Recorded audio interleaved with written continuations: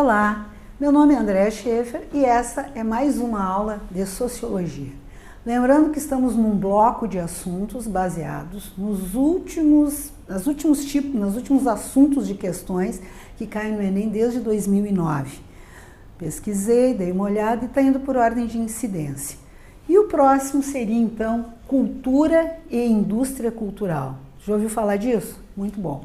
Cultura é o conjunto de elementos que dão sentido à identidade de um povo. Fazem parte dele a comida, a religião, a música, todas as expressões artísticas, né? Todos os elementos que dizem, ó, aquilo ali é daquele povo, aquilo ali é daquele outro povo. É uma herança social da humanidade, né? Todas as culturas, na verdade, um dia a gente chega lá, pertencem a todos os cidadãos terráqueos, né? Que os africanos inventaram, que os europeus inventaram, que os latinos inventaram, os latino-americanos, pertence a todo mundo, principalmente agora com a globalização, não é? Eu posso importar boas ideias culturais da Venezuela? Posso. Já tenho aqui em casa as ótimas ideias africanas, dos imigrantes europeus todos, não aparece o tempo todo? Então é uma herança social da humanidade. É um mecanismo cumulativo. Isso aqui, entre aspas, significa que é do jeito que o Enem te pede. Significa modificações trazidas por uma geração que passam para as seguintes. Vou dar um exemplo aqui, então, que depois vai fechar com um outro conceito que nós já vamos ver. Esse mecanismo cumulativo, por exemplo, no caso do Brasil, e é um exemplo muito bom, nós fomos acumulando, né, alguns aspectos culturais de todos os povos que vieram para cá. Né? A feijoada, por exemplo. A feijoada eram restos de animais que os brancos europeus não queriam, com uma semente que eles não achavam legal, até porque era preta, que era o feijão. Então esses africanos plantavam feijão, colhiam feijão e cozinhavam esse feijão. E aí um dia resolveram misturar essas carnes todas. E nasceu a feijoada. Que se naquele momento era uma coisa abjeta, comida de negro, hoje vale uma fortuna. E é coisa boa. Isso é um mecanismo cumulativo. Nós aqui já temos várias coisas vindas dos indígenas, povos originários, né? Os africanos, os imigrantes europeus, que hoje fazem parte e muitas a gente nem sabe de onde é que veio, em função desse mecanismo cumulativo. O outro mecanismo interessante dentro do conceito de cultura é o mecanismo adaptativo, que é a nossa capacidade de corresponder ao meio, né? O que está acontecendo agora? Nós temos essa capacidade, o ser humano. As coisas que aconteciam há 500 anos atrás já foram revisitadas e a gente agora pensa e acredita em outras coisas. Às vezes a gente retrocede, né? Volta um pouquinho lá para a Idade Média, mas traz de novo para cá. Então esse mecanismo adaptativo é de fácil, é só tu te lembrar de adaptação. É a nossa capacidade de corresponder ao meio. O que está acontecendo culturalmente hoje? É uma coisa que me agrada, é uma coisa que não me agrada? Lembrando sempre, tá? Que eu não gosto é diferente de eu proíbo. Não esqueçam disso no campo das artes, por gentileza. E aí tem alguns conceitos que são muito necessários para o Enem. E a gente agora vai desmistificar um dos mais interessantes e polêmicos. Aculturação. O que tu acha que é aculturação? Apropriação de mulheres brancas do turbante das mulheres negras.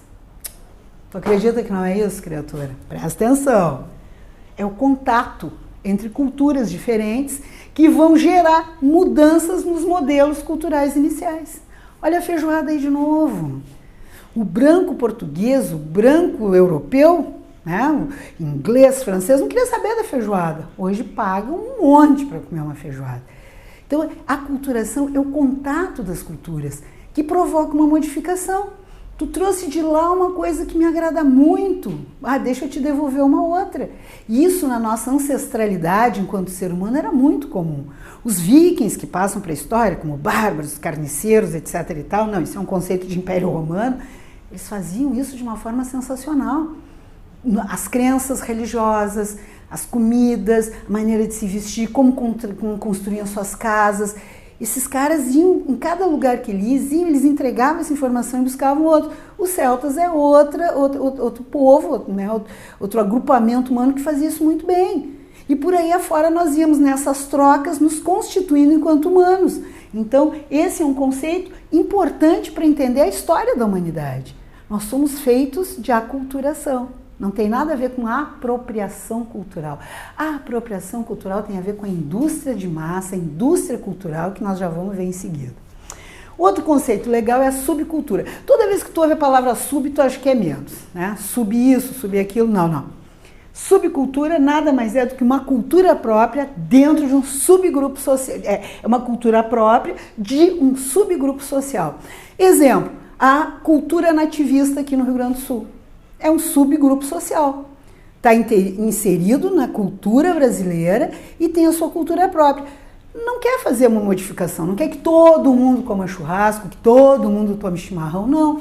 Temos a cultura própria nordestina, do centro-oeste, né? Temos vários subgrupos dentro da cultura brasileira que tem uma cultura própria. Isso é a subcultura.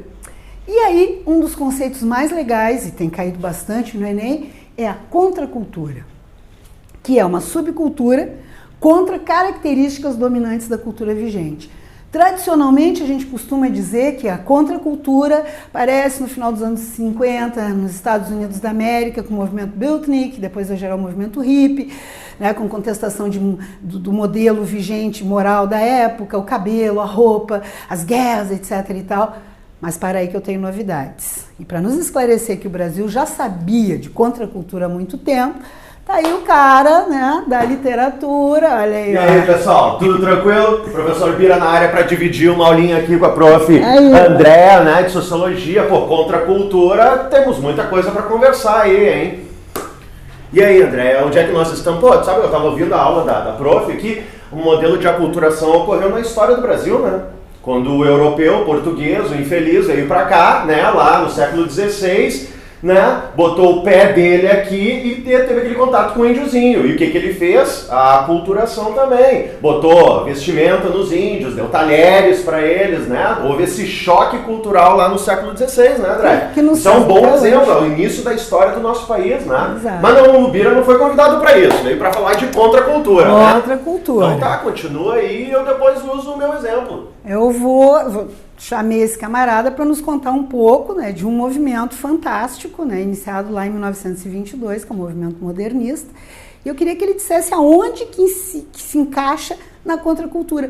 O que é que os modernistas lá, com as suas antropofagias culturais, queriam, Bira? Fala para nós. Assim, ó, a Andréa falou de exatamente 1922, só que 1922 é o ponto inicial ali, né? É o marco, Semana de Arte Moderna e tal, dos modernismos, aquela primeira fase do modernismo, onde nós temos o Oswald, o Mário de Andrade, né? Mas tem antecedentes. Esses caras foram vivenciar na Europa, né, as vanguardas europeias. O Oswald, em especial, Tarsila também, vieram com essa influência das vanguardas, dadaísmo, futurismo, né, o surrealismo vai aparecer na Tarsila. Mas, basicamente, por que contracultura? A prof. Andréa falou isso. Contracultura é mudar, lutar, combater, entrar em confronto ou dar mais uma possibilidade cultural. Ou seja, aquilo que era vigente não serve mais ou não agrada a um grupo. E o grupo dos modernistas foi lá e buscou isso. Então o que é o modernismo? O início, a raiz do modernismo, onde adentra a antropofagia, por exemplo, comentada aqui pela prof. Que é o seguinte: romper com os padrões acadêmicos. Romper com o europeísmo na arte brasileira. Não esquece que no final do século XIX nós éramos muito influenciados, e ainda no início do XX, pelos parnasianos, que buscavam aquela poesia perfeita, aquela métrica, aquela rima, aquele soneto ali com chave de ouro, né?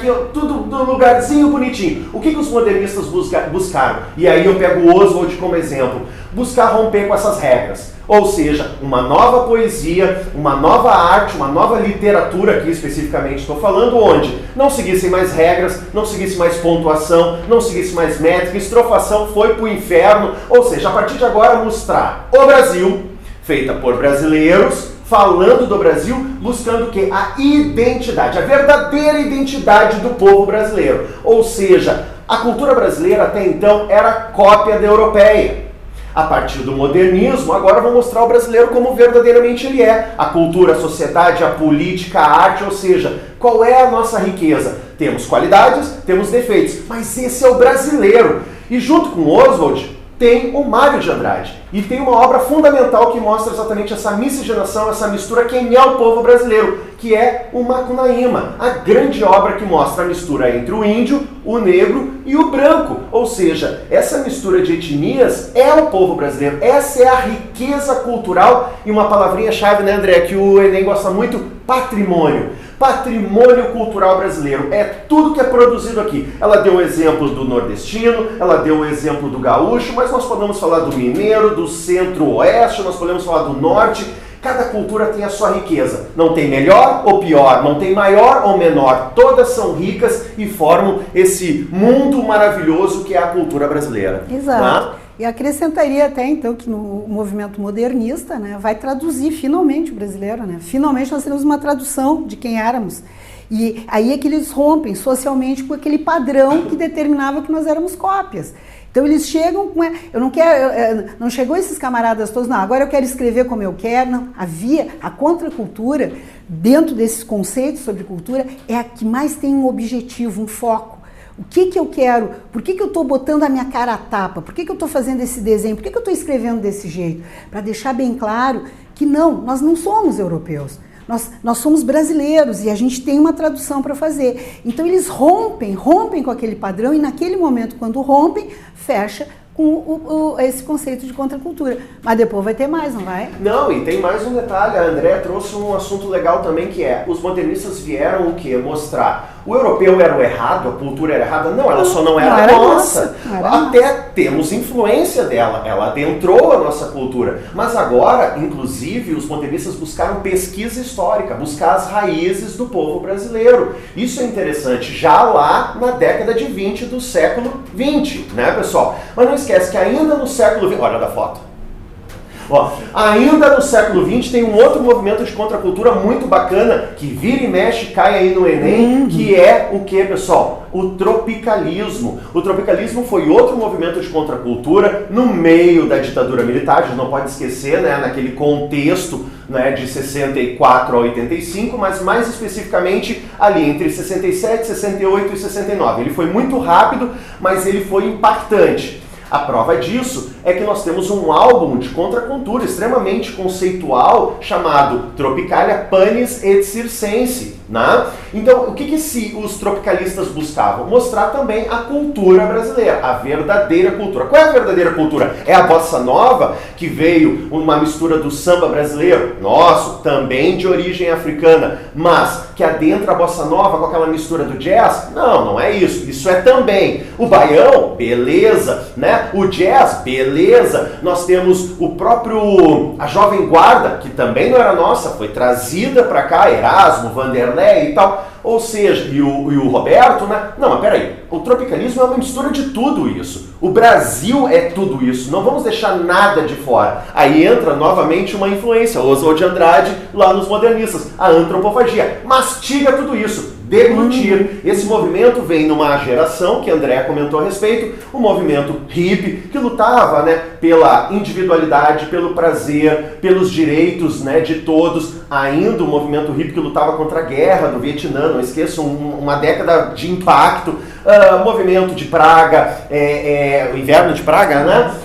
Primavera, estação do ano. A primavera de Praga, né? O movimento 68 em Paris. Olha tudo que está acontecendo. E aqui no Brasil, a ditadura. E uma época, talvez a mais mão de ferro desses 21 anos, né, pessoal? Que era a geração ali do Costa e Silva. Tanto é que em 69 vai ocorrer o quê? O AI-5.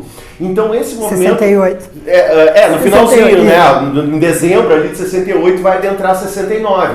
Então assim, imagina, ainda bem que ela está aqui para corrigir, né? Senão eu vai falar um monte de bobagem. Mas assim, ó, o tropicalismo buscava o quê? Mostrar exatamente essa riqueza cultural do Brasil, aqui na música especificamente, misturando todos esses gêneros que é a grande riqueza do Brasil, desde os mais antigos àqueles que estavam surgindo, inclusive MPB, canção de protesto e tal. Outro movimento contra a cultura muito bacana e que vira e mexe aparece aí pra você. E subliminarmente fazia uma crítica ao momento, né? Também, então, claro, nas letras estavam lá. Claro, estava lá. Hoje, sabedor de tudo que passou, se tu ouve, tu entende exatamente como é que é. Não, tinha crítica política, crítica social, com certeza, tu encontra lá. Perfeito. Valeu, É isso Guilherme. aí. Pô, foi um prazer. Grande contribuição. Eu me despeço. Tchau. Gratidão, então, galera, pela aulinha de hoje. Coisa boa, essa contribuição genial aí. Na próxima nós voltamos, então, com indústria cultural, cultura de massa e cultura popular. Gratidão.